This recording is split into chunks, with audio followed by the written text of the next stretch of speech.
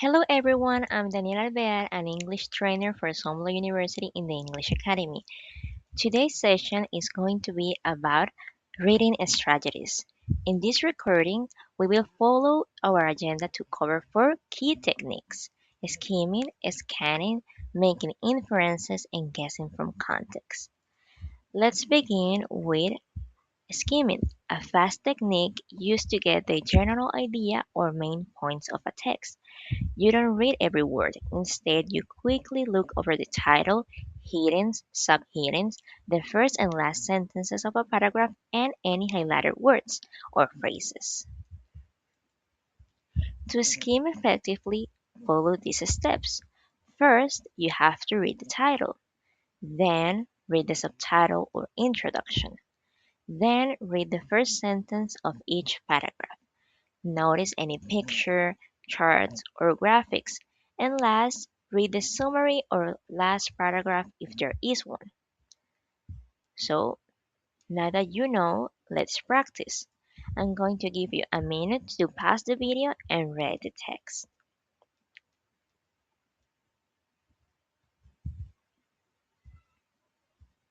Remember, we're reading really fast.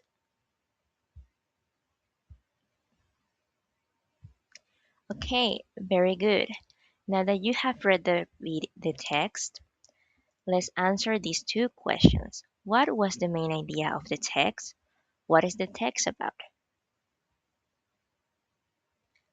If your answer was along about the life of Mary, then you're correct. You have used the technique effectively. Let's move on to the next technique. Next, we have scanning, which is a rapid reading method used when you need to find specific information. Unlike skimming, you are searching for a particular fact, name, date, or number. You move your eye quickly over the page, looking for a keyword or phrase, and stop only when you find the information you're searching for. The goal here is less reading and more searching. You should search for keywords, move quickly over the page, and stop only when you find the exact information you need. So now, let's practice. I'm going to give you a minute to pause the video and read the questions.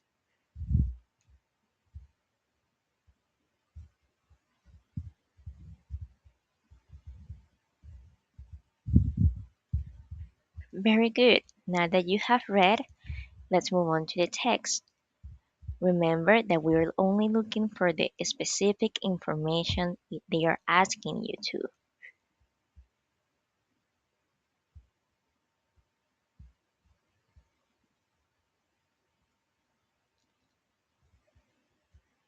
Okay, so let's move on to the questions again. If your answers were these ones, you are correct. You have used the technique effectively. Our third strategy is making inferences. This involves using clues from a text along with your own prior knowledge to figure it out what the author implies but does not state directly. It's like being a detective. You use the evidence, the text, and what you already know, your background knowledge, to draw a conclusion. For example, if a character is described as wearing a heavy coat and shivering in a text, you can infer that it's cold, even if the author never explicitly says it was cold. Now that you know that, let's practice. Let's read the question and then the answers. I'm going to give you a minute to pause the video.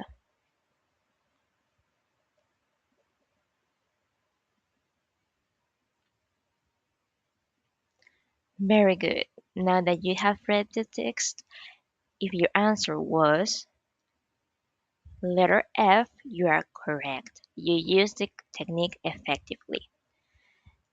Now, finally, we have guessing from context. This strategy is used to determine the meaning of an unfamiliar word by using the surrounding words, phrases, and sentences as clues. Context clues can be synonyms or antonyms, definitions or explanations, general sense of the passage. Now that you know that, let's practice. Here we have two sentences. You have to tell me what the highlighted word means. So I'm going to give you a minute to read the sentences and pass.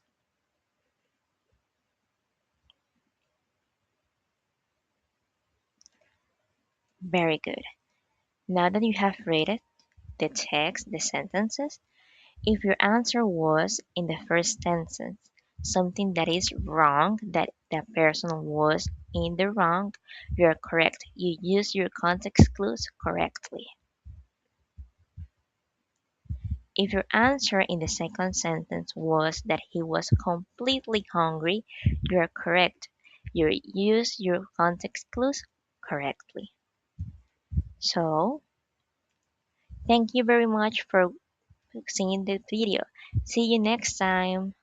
Bye bye.